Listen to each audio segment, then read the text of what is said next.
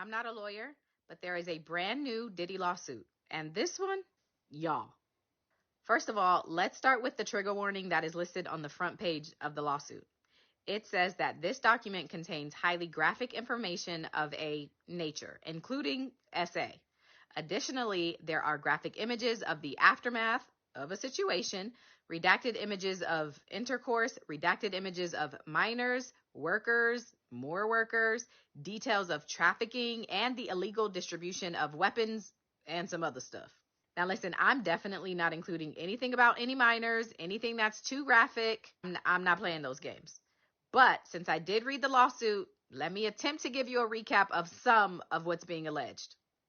The lawsuit was filed by a man named Rodney Jones, who, according to the suit, is a musical prodigy. He says in August 2022, he received a call from Diddy requesting that he produce several songs on the Love album. Rodney agreed, and according to him, his life has been detrimentally impacted ever since. As far as defendants, there are a number of them. There's Diddy, his son Justin Combs, the CEO of Universal Music Group, the CEO of Motown Records, which is the parent company of Love Records. There's a woman named Christina, who is the chief of staff to Diddy. There's Motown Records, Universal Music Group, Love Records, and some others. So there's a lot of defendants. Y'all gonna be sick of me, but another disclaimer. These are allegations. I am not saying they are true. I am not saying they are not true. I am simply telling you what Rodney Jones, the plaintiff in this lawsuit, is alleging happened. This is his version of events. Y'all got it?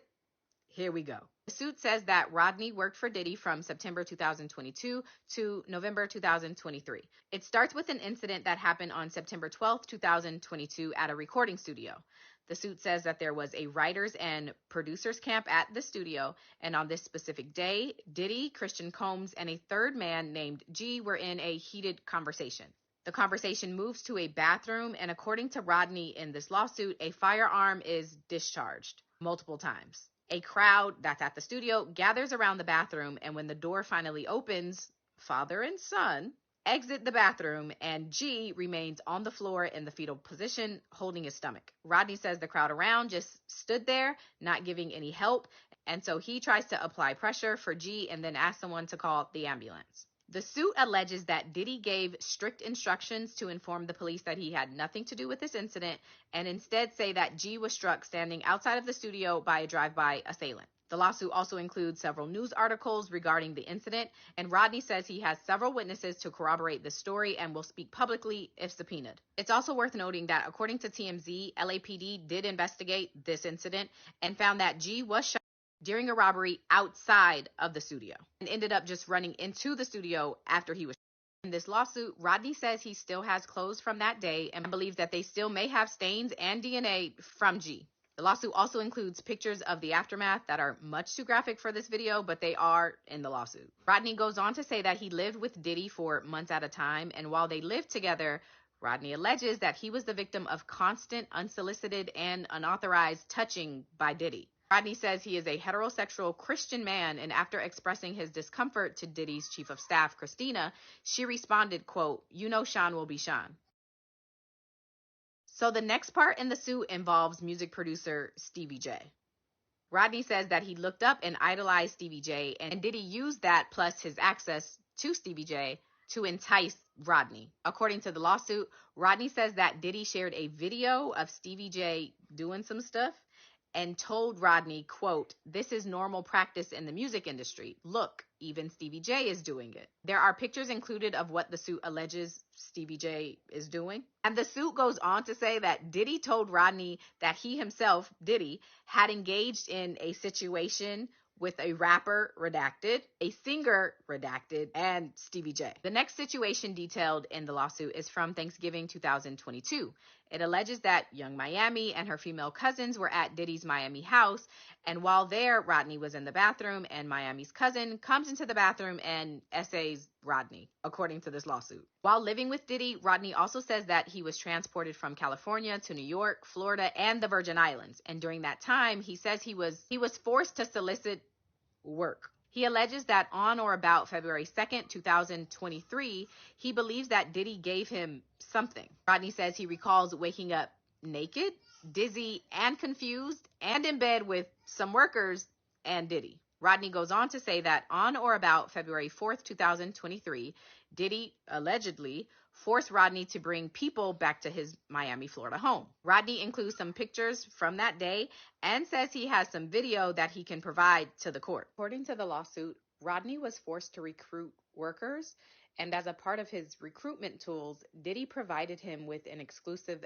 bad boy baseball cap and required him to wear it to booby trap on the river, this place, as a signal to any worker that he approached that Diddy was in town and had sent Rodney there to recruit them. Apparently, according to this lawsuit, these workers were accustomed to servicing Diddy and would know that he's in town by the sight of the bad boy baseball cap. The lawsuit then includes Instagram profiles of two of the workers that Diddy allegedly required Rodney to solicit and engage with at his home in Miami. In this suit, Rodney says that Diddy used his power and influence to intimidate and force Rodney into soliciting and sleeping with women. He includes the phone number of a worker that he says Diddy required him to solicit and perform acts with at his home. Rodney claims that Diddy used many tactics to maintain dominion and control over him, like promising him a Grammy for Producer of the Year for the Love album. Rodney says Diddy offered him $250,000 to purchase all of the instruments that he wanted. He says that Diddy promised him ownership of his $20 million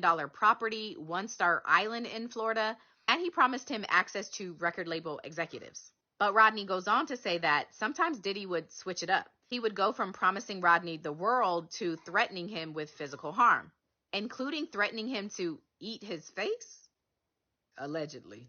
The suit then details a listening party from July 2nd, 2023, in which an R&B artist, that's redacted, Justin Combs, some workers, and some folks who shouldn't have been there were all there. Rodney alleges that the listening party event began at 7 p.m., and upon information and belief, he says the alcohol was laced. Then Cuba Gooding Jr. is mentioned.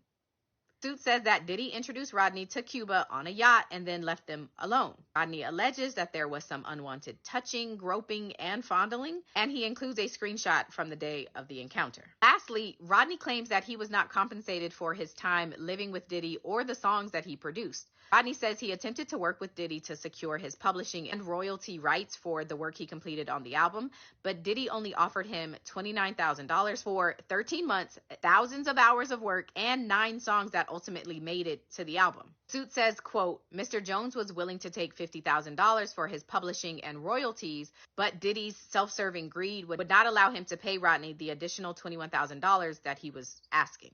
In this lawsuit, Rodney says that Diddy's chief of staff, Christina, is to Diddy what Ghislaine Maxwell was to Jeffrey Epstein. He goes so far as to say that the whole operation is a RICO enterprise. Ciao! Okay, I've recapped enough. Y'all get the point. According to TMZ, Diddy's attorney says that, quote, Lil Rod is nothing more than a liar who filed a $30 million lawsuit shamelessly looking for an undeserved payday. His reckless name-dropping about events that are pure fiction and simply did not happen is nothing more than a transparent attempt to garner headlines. He adds, quote, we have overwhelming, indisputable proof that his claims are complete lies. Our attempts to share this proof with Mr. Jones's attorney, Tyrone Blackburn, have been ignored, as Mr. Blackburn refuses to return our calls. We will address these outlandish allegations in court and take all appropriate action against those who make them. So again, this is all alleged, and Diddy will have the opportunity to formally respond to all of these allegations. I'm not saying it's true. I'm not saying it's not true. But if you want to see the full lawsuit, that includes hints at who the redacted names are, as well as pictures and video, you can join my Patreon because I posted the full lawsuit in